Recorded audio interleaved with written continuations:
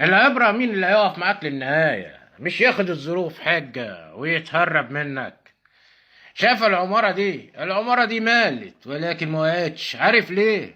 عشان اتسندت على الأقوى منها. تخيل كده لو كان المبنى التاني ضعيف كان ايه اللي هيحصل؟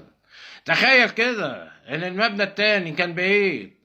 صحيح المبنى التاني اتأذى من الضعيف ولكن فضل واقف وثابت وساند ومستحمل.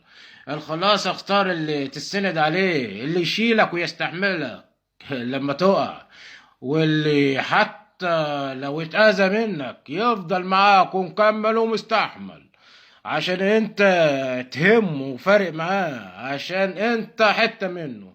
اختار صح عشان يوم ما تضعف او تنكسر تلقى اللي يسند ظهرك وتقوى بيه وتسند عليه، مش اللي يسيبك ويهرب، ومش اللي ياخد الظروف حجة ويهرب.